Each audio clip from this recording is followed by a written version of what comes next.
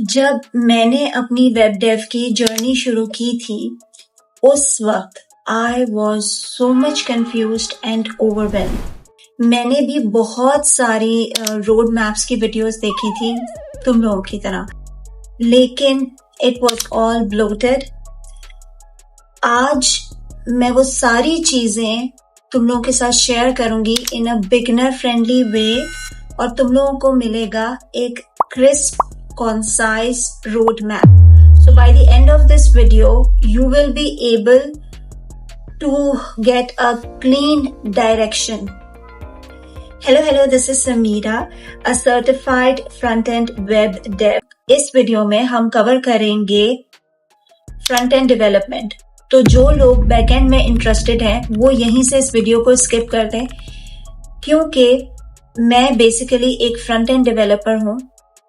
मैं backend developer नहीं हूं और मैं तुम लोगों से ऑब्वियसली झूठ नहीं बोलूंगी। इस वीडियो में हम कवर करेंगे front end development along with AI integration, जो कि ऑब्वियसली आजकल के दौर की सबसे ज्यादा ट्रेंडिंग और स्केलेबल थिंग है, और ये वो चीज है जो तुम्हें इस टेक की इंडस्ट्री के अंदर इररिप्लेसेबल बना देगी। इस वीडियो में तुम लोगों को एक क्लीन डायरेक्शन मिलेगा कि क्या सीखना है, एंड मोर इम्पोर्टेंटली किस ऑर्डर में। ओके, तो सबसे पहले बेसिक से स्टार्ट करते हैं। जब हम कोई भी वेबसाइट ओपन करते हैं तो क्या होता है, वो वेबसाइट हम तक कैसे आती है, कैसे फेच होती है। मान लो हमने टाइप किया गूगल पे youtube.com, तो वो वेबसाइट हम तक कैसे पहुंची। यही है इंटरनेट का बेसिक काम। नेक्स्ट, HTTP और HTTPS, ये क्या होता है, इन दोनों में डिफरेंस क्या है। HTTP का मतलब होता है hyper text transfer protocol.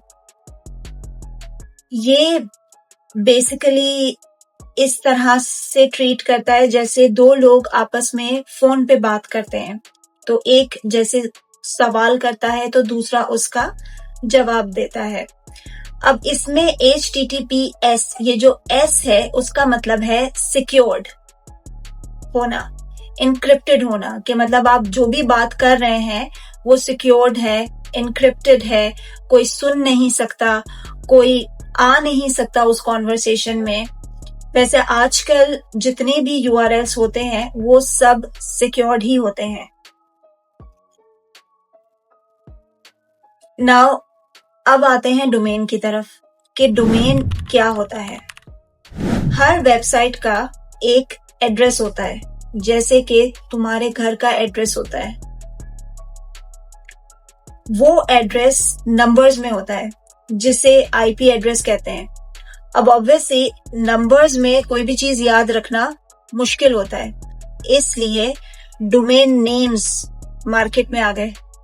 youtube.com क्या है, ऑब्वियसली एक डोमेन नेम है, जो कि वो भी किसी ना किसी नंबर को पॉइंट आउट कर रहा है।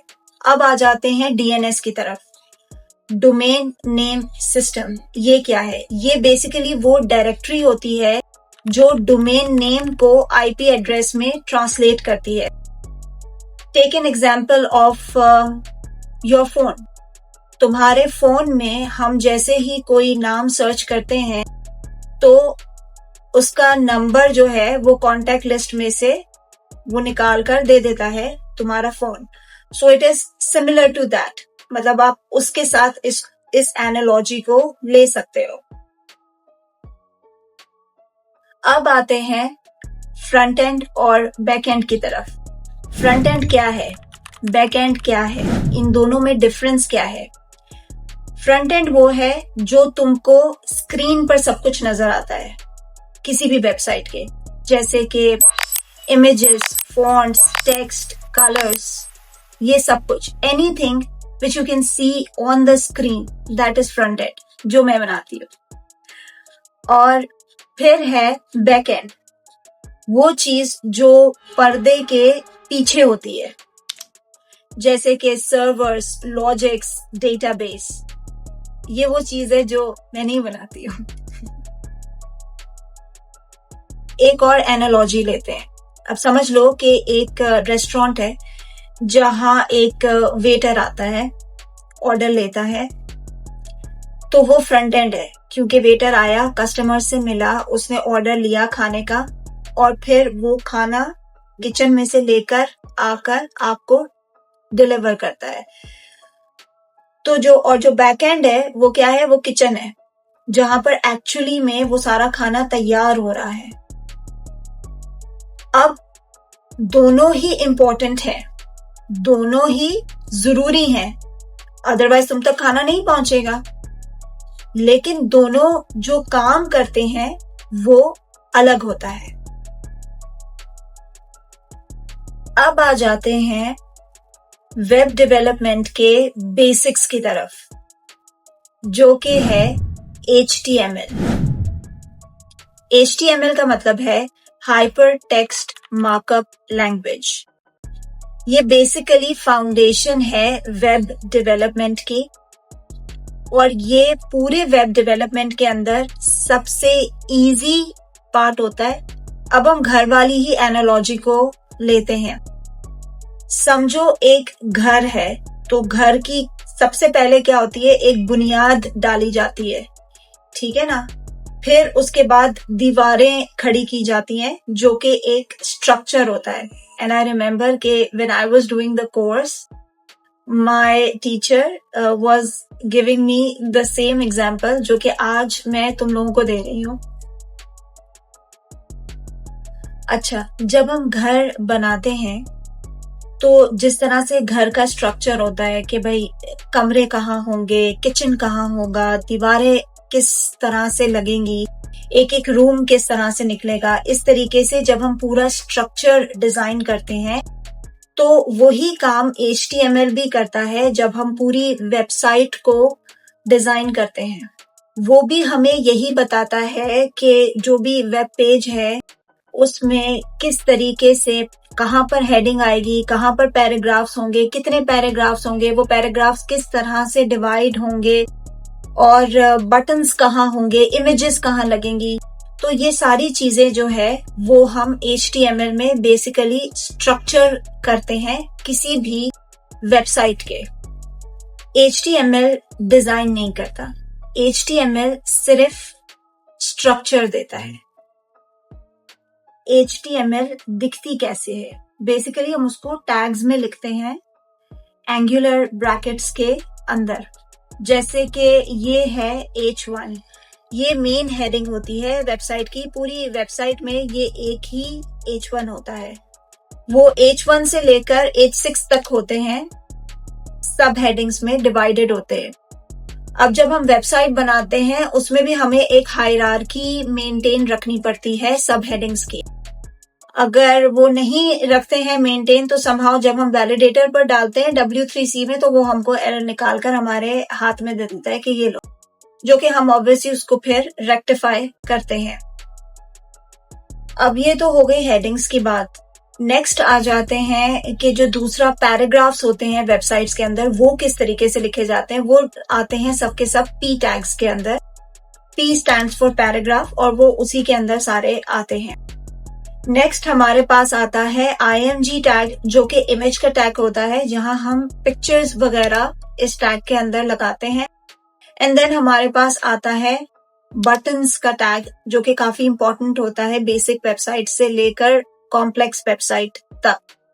आगे भी और बहुत सारे टैग्स होते हैं, और लेकिन आजकल एक्चुअली AI का इतना ज्यादा पावर है स्पेसिफिकली कोडिंग्स के ही अंदर, कि अगर आप, सबसे बड़ा क्वेश्चन अब अराइज होता है कि कितना सीखना है। तो HTML इतना मुश्किल बेसिकली होता नहीं है, उसमें सिर्फ ये होता है कि 20% आप सीखोगे तो you will be capable enough to do the 80% of the work. यहाँ वो 80-20 वाला रूल जो है वो बहुत अच्छे से हम अप्लाई कर सकते हैं। सो अगर हम बेसिक कुछ टैग्स सीख लेते हैं और उनको अच्छे से प्रैक्टिस आउट कर लेते हैं, तो we would be able to do basically the 80% of the work flow handle कर सकते हैं, कोई मसला नहीं होता है। अच्छा, टैग्स का एक बहुत ही इंपॉर्टेंट चीज के टैग्स दो होते हैं, एक ओपनिंग टैग होता है, एक क्लोजिंग टैग होता है। जिस भी चीज के हम होते हैं, जैसे कि P टैग है, H1 टैग है, हेडिंग्स के सारे टैग है, ये सब क्लोजिंग ओपनिंग टैग भी होते हैं, क्लोजिंग टैग भी होते हैं। हाँ, there are some of the tags जो कि सेल्फ क्लोजिंग टैग्स होते हैं, there are some of the tags जो कि सेल्फ क्लोजिंग होते हैं, जैसे कि IMG tag, it's a self closing tag, उसमें जरूरत नहीं होती है। ये ना बिल्कुल उस तरह से है जैसे हर घर का एक दरवाजा होता है, तो दरवाजा खुलता भी है, दरवाजा बंद भी होता है। मैं वही वाली एनालॉजी घर वाली ही लेकर चल रही हूँ, because that was the analogy which my teacher has given it to me, और मुझे लगता है कि ये बेस्ट एग्जाम्पल है एक बिगिनर को एक्सप्लेन करने के लिए। अब नेक्स्ट हम आते हैं इस चीज के ऊपर कि अगर हम कंफ्यूज हो गए तो, क्योंकि वो जो ये एंगुलर ब्रैकेट्स के अंदर जो लिखी हुई होती है चीज, उसको पहले देखकर ही बंदा ओवरवेल्म्ड हो जाता है स्क्रीन को देखकर। तो ऐसा नहीं होता है, जब भी आप ओवरवेल्म्ड होने लगे या कंफ्यूज होने लगे तो गूगल पे डॉक्यूमेंटेशन जो है वो बहुत है, आप बराबर इंटरनेट पर सर्च कर सकते हो कोड्स को कि भाई हमें ये चीज लिखनी है टैग के अंदर, तो किस तरीके से लिखा जाएगा HTML5 के अंदर, जो कि जनरली HTML5 की ये प्रैक्टिस होती है। तो आपको उसके सारे आंसर्स, उसका सिंटैक्स, एवरीथिंग मिल जाएगी। So that's not a big deal. Best practice क्या होती है कि जैसे ही आप सीखना शुरू करते हैं HTML, साथ ही साथ छोटे छोटे प्रोजेक्ट्स बनाना शुरू कर दें। जैसे कि आप अपना नाम लिखें, अपनी एक पिक्चर डालें, अपने बारे में थोड़ा सा एक्सप्लेन करें, अपनी हॉबीज एक्सप्लेन करें। इस टाइप की छोटी छोटी चीजें पैराग्राफ्स में, हेडिंग्स में, इमेज टैग के अंदर आप लगाएं और ऐसे छोटे छोटे प्रोजेक्ट्स रेडी करें, और उन प्रोजेक्ट्स को भी आप डिप्लॉय कर दें गिटहब के ऊपर। अब गिटहब क्या चीज है वो हम आगे अभी एक्सप्लेन करते हैं in further chapters of this video. तो अब हम आते हैं नेक्स्ट चीज की तरफ, जो कि है CSS। अब घर की बुनियाद हो गई, स्ट्रक्चर खड़ा हो गया, ठीक है, प्लेसमेंट सारी डिसाइड हो गई। अब हम आते हैं CSS की तरफ। The most important thing CSS क्या होता है? CSS is cascading style sheets. Basically जितना भी कलर है, जितना भी डेकोरेशन है, जितने भी साइजिंग है, वो सब CSS करता है। एवरीथिंग, डेकोरेशन, यूं समझ लो घर का डेकोरेशन, कलर, फर्नीचर, वो सब CSS है। लाइट पे नहीं कहूंगी इसलिए क्योंकि लाइट का काम जावास्क्रिप्ट करता है, ये हमारे टीचर ने हमको बताया था। एंड या इट्स समहाउ रिलेटेबल, आप कह सकते हो। So HTML is equals to घर की दीवारें, उसका structure. CSS is equals to colour, furniture, design, measurement, because sizing सारी CSS हैंडल करता है। तो बेसिकली जो भी कलरफुल सी चीजें, जो अपीलिंग सी चीजें, जो सब कुछ तुम्हारी आंखों को दिखती हैं, इवन कुछ हद तक एनिमेशंस भी, ट्रांजिशंस भी, वो सब CSS में ही आते हैं। अब प्रैक्टिकली ये दिखती कैसी है? देखो, प्रैक्टिकली अब ये दिखती कैसी है, इसके लिए ये इस तरह से है कि जैसे हमने H1 है, ठीक है, अब हम उसको, ये मैं इंटरनल CSS इस वक्त बता रही हूँ, लेकिन प्रेफरेबल तो ये होता है कि अलग से CSS की एक एक्सटर्नल फाइल क्रिएट करी जाए इन द प्रोजेक्ट, और उसमें सारी CSS की जाए। मतलब CSS की एक अलग से फाइल हो, उसको हम HTML वाली फाइल में इंसर्ट कर खराब नहीं करें। अब आ जाता है कलर, ठीक है, जैसे कि हमने हेडिंग को कलर दिया ब्लू, तो हेडिंग जो है वो ब्लू कलर की हो जाएगी। अगर हम उसका बैकग्राउंड करेंगे ब्लू, तो ब्लू बैकग्राउंड हो जाएगा। अगर पैराग्राफ का फॉन्ट साइज जो है हमें चेंज करना है और हम उसका फॉन्ट साइज करेंगे 18px या 20px तो वो ले लेगा। वैसे बाय डिफॉल्ट जो लेता है वो 16px लेता है। फिर आ जाते हैं बटन के ऊपर कि बटन किस कलर का होगा। अब लेट सपोज कि हम कहें कि बटन का बैकग्राउंड पिंक कलर का हो जाए तो बटन पिंक कलर का हो जाएगा। सो ये है बेसिकली CSS का कोर आइडिया। चीज को सेलेक्ट करो और उसको स्टाइल दे दो। हाँ, इसमें हाउएवर कुछ चीजें ये आती हैं जिसमें स्पेसिफिसिटी जो है वो बहुत ज्यादा काउंट करती है कि आपने एक चीज को स्टाइल दिया, फिर आपको थोड़ा सा उसका ख्याल रखना पड़ता है कि दूसरी चीज आप नीचे कर रहे हो, आपको थोड़ा क्लास और आइडेंटिटीज को देखना पड़ता है। अगर आपने उस तरीके से नहीं देखा और आपने वो कर दिया तो जो आपने पहले लिखा था उसने दूसरी चीज फिर बाद में लिखी, उसने उसको ओवरराइट कर दिया। So you have to take care of the specificity. But ये चीजें जब आप प्रैक्टिस करोगे तो आपको आ जाएंगी बहुत अच्छे से। अब जब आप CSS करने लगोगे, उसको प्रैक्टिस करने लगोगे, तो फिर आप साथ ही साथ क्लोन करते जाओ छोटी छोटी सी वेबसाइट्स जो इजी सी बिगनर फ्रेंडली वेबसाइट होती है, छोटी छोटी सी जो लैंडिंग पेजेस होते हैं, उनको जो है क्या कहते हैं कि क्लोन करते जाओ कि ओके इसका ऐसा जो है कि आउटलुक बना हुआ है तो इसी डिजाइन को मैं कॉपी करता हूँ या कॉपी करती हूँ, मैं इसको क्लोन करती हूँ और मैं इसको उस तरीके से बनाऊंगी अपने प्रोजेक्ट में। हमने भी इस टाइप की आफ्टर क्लास प्रैक्टिस बहुत की है और क्लास में भी की है। और ऑब्वियसली आई रिमेम्बर कि मैं बहुत ज्यादा कंफ्यूज हो जाती थी, बहुत गलतियां करी हैं स्टार्टिंग ऑफ द प्रोजेक्ट्स में, मैंने बहुत गलतियां करी हैं, बट यही गलतियां आपको सिखाती हैं बेसिकली, आपको एक्सेल करने में मदद देती है। जब आप कंफ्यूज होगे, गलतियां करोगे, तो आप डेफिनेटली अपने सवालों के जवाब ढूंढोगे और यही चीज आप में वो कॉन्फिडेंस लेकर आएगी, यही चीज आप में जो है कहते हैं कि एक्सपर्टीज डेवलप करेगी। अच्छा, अब जब CSS में आप एक ऑप्टिमम लेवल पर अपने आप को देखो तो start learning simultaneously Tailwind. Tailwind जो है वो बेसिकली फ्रेमवर्क है CSS का और आजकल वही चल रहा है। बूटस्ट्रैप भी जो है कि CSS का ही फ्रेमवर्क है, बट बूटस्ट्रैप अब आउटडेटेड हो चुका है। 2026 में कॉमनली प्रैक्टिस में टेलविंड आता है, तो टेलविंड सीखो, इट्स अ गुड थिंग। ये वैसे भी आपके जो CSS का जितना भी काम है उसको बहुत ज्यादा स्पीड अप कर देता है। अच्छा, ये देखो, ये मेरा लैंडिंग पेज है जो कि इस वक्त गिटहब के ऊपर है और मैंने इसको अभी तक गूगल पे डिप्लॉय नहीं किया क्योंकि मैंने डोमेन परचेज नहीं की है अभी मैं करूंगी। तो ये जो है क्या कहते हैं कि इसमें मैंने बेसिक जावास्क्रिप्ट भी की हुई है, because if you can see कि इसके एंड का जो फुटर है उस पर ईयर लिखा हुआ है, तो ये ईयर अपने आप चेंज होना चाहिए। वैसे डेवलपर आकर नहीं इसको चेंज करेगा जैसे ही साल खत्म होगा। तो ऑब्वियसली ये जावास्क्रिप्ट का काम है जो डायनामिकली खुद ब खुद चेंज कर देता है।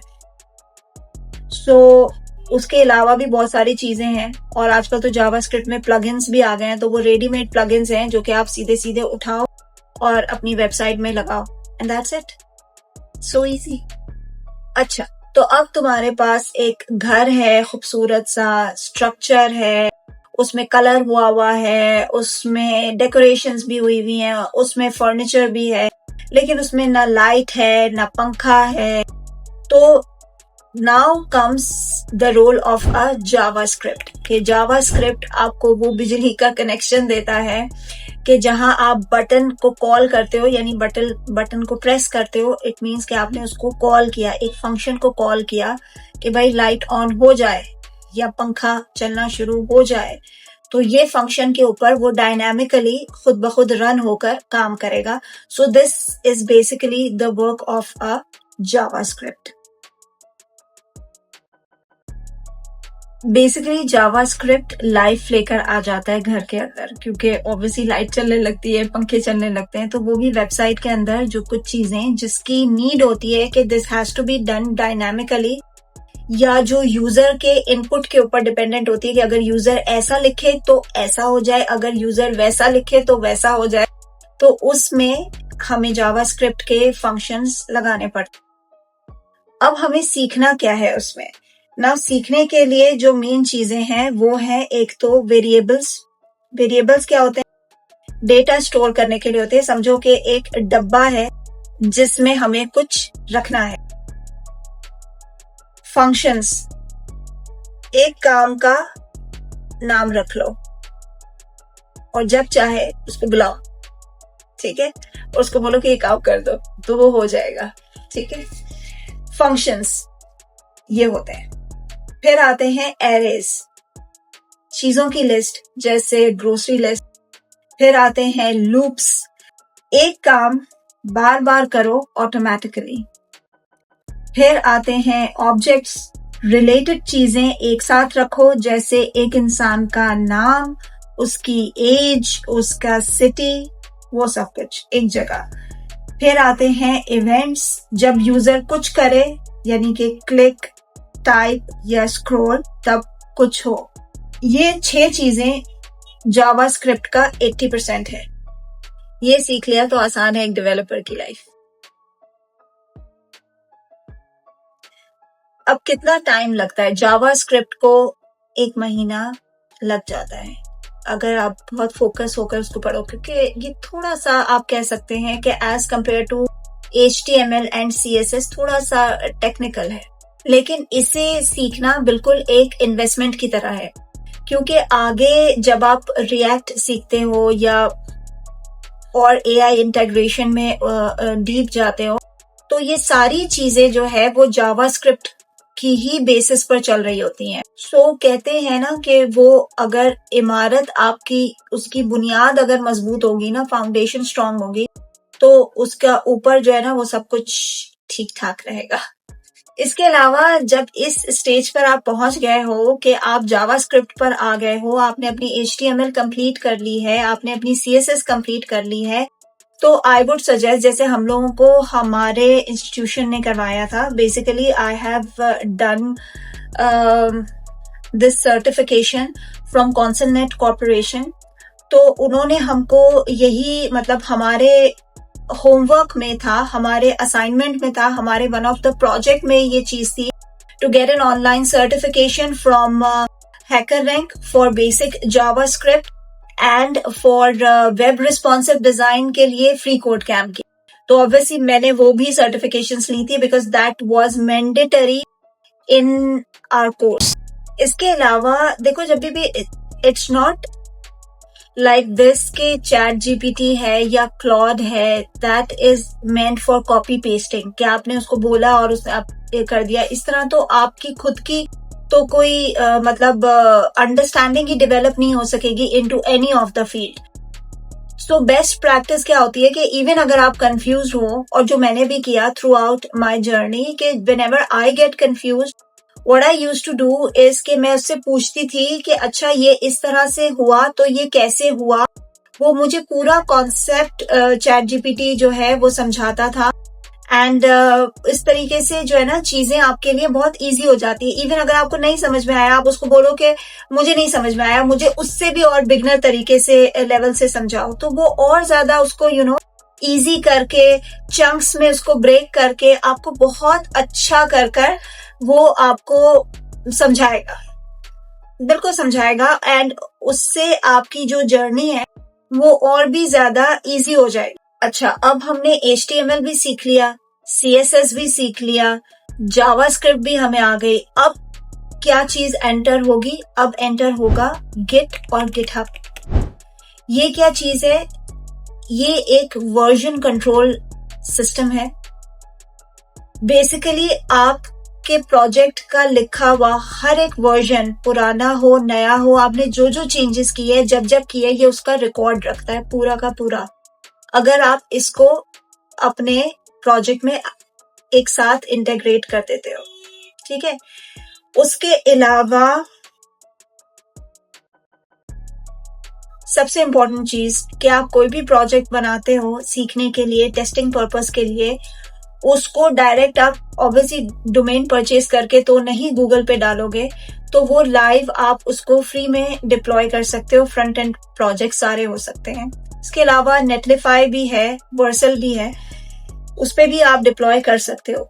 लेकिन गिटहब जो है वो सब में सबसे कॉमनली यूज होता है। अब ये सारी चीजें आपने सीख ली, अब बात आती है आपको इंडस्ट्री में बहुत ही ज्यादा फास्ट बनाने की, सोनिक द हेजहॉग की तरह, और इररिप्लेसेबल बनाने की, विच इज एआई इंटीग्रेशन या एआई पावर, एआई का पावर। तो सबसे इम्पोर्टेंट बात करते हैं इंटीग्रेशन की। And I am pretty sure कि अब तक ये जो इतनी सारी चीजें सीखी हैं, ये without the help of any AI तो सीखी नहीं होंगी। जाहिर सी बात है, चैट जीपीटी से भी पूछा होगा, क्लॉड से भी पूछा होगा, तो जो है कि which is fine obviously, which is good in another way. तो जो है कि वो कहते हैं कि आप एआई इंटीग्रेशन तो कुछ हद तक आपने कर ही लिया। वैसे कोडिंग्स के लिए ऑफिशियली तौर पर बहुत ही ज्यादा अच्छे जो है कि रिजल्ट्स आपको देता है अगर आप चैट जीपीटी यूज करते हो और आप उसके साथ आपकी वाइब्स मैच होती हैं। तो कोडेक्स जो है वो बहुत अच्छा कोडिंग प्लेटफॉर्म है जो कि चैट जीपीटी ऑफर करता है। और अगर आप क्लॉड के वो जैसे कि आजकल बहुत ही ज्यादा हाइप क्रिएट हुई है क्लॉड की, तो क्लॉड कोड जो है वो स्पेसिफिकली कोडिंग्स का उसका प्लेटफॉर्म है। लेकिन ये दोनों जो चीजें हैं, ये दोनों प्लेटफॉर्म्स पेड हैं, फ्री नहीं है। इसके अलावा अगर थोड़े एडवांसिंग पाथ के ऊपर हम आ जाएं और बैकएंड को अगर हम थोड़ा एक्सप्लोर करें, तो फिर सबसे ज्यादा जो नेक्स्ट चीज आती है वो होता है एपीआईज को एक्सप्लोर करना, चैटबॉट्स बनाने के लिए और इस सारे पर्पस के लिए। तो उसमें जो फ्री एपीआईज हैं वो एक तो ओपन एआई का एपीआई है, दूसरा है हगिंग फेस इन्फेरेंस एपीआई, इसके अलावा जेमिनाई, गूगल जेमिनाई का भी एपीआई है। ये सब बहुत अच्छे एपीआईज हैं and they are working very good. और ये जो है कि वो कहते हैं कि फ्री भी हैं। सो दिस इज बेसिकली फॉर दोस्त जो कि अगर बैकएंड की तरफ इंटरेस्टेड हैं या उन्होंने ऑब्वियसली सोचा हुआ है कि फ्रंट एंड के बाद हमने बैकएंड भी करना है, तो ये उनके लिए है। अगर ये रोड मैप आपके लिए किसी भी तरीके से हेल्पफुल साबित हुआ है तो please do consider subscribing the channel and don't forget to press the bell icon, ताकि मेरी सारी वीडियोस की नोटिफिकेशंस जो हैं वो आप तक पहुंच सके। मेरी ये आज इस चैनल के ऊपर फर्स्ट वीडियो है related to this particular niche. मैं आगे भी वीडियोस लाती रहूंगी related to front end development, CapCut editing, Canva editing, freelance projects, AI integration और इन्हीं सारी चीजों के ऊपर। इसके अलावा अगर आप चाहते हो कि मैं आपके लिए कोई लैंडिंग पेज बनाऊं या सोशल मीडिया कंटेंट पोस्ट करूं आपके बिहाफ पर, गोस्ट राइटिंग करूं, any of the things like this, तो उसके लिए भी आप मेरा लैंडिंग पेज चेकआउट कर सकते हो, जिसका लिंक मैं डिस्क्रिप्शन में डाल दूंगी। 2026 के अंदर सिर्फ वही कोडर जो है वो सरवाइव करेगा जो सिर्फ कोडिंग नहीं जानता बल्कि एआई को भी बहुत अच्छे तरीके से यूज करना जानता हो। क्योंकि आजकल मार्केट के अंदर कोई एक एआई टूल तो है नहीं, एआई टूल की बारिश हुई है।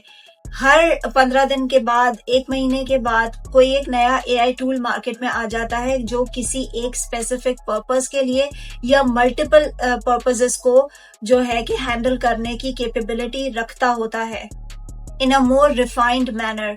सो दिस इज वेरी इंपॉर्टेंट कि हमें जनरेटिव एआई में एक्सपर्ट होने की बहुत ही ज्यादा नीड है। So yeah this is it and I will see you in my next video. तब तक के लिए take a good care of yourself.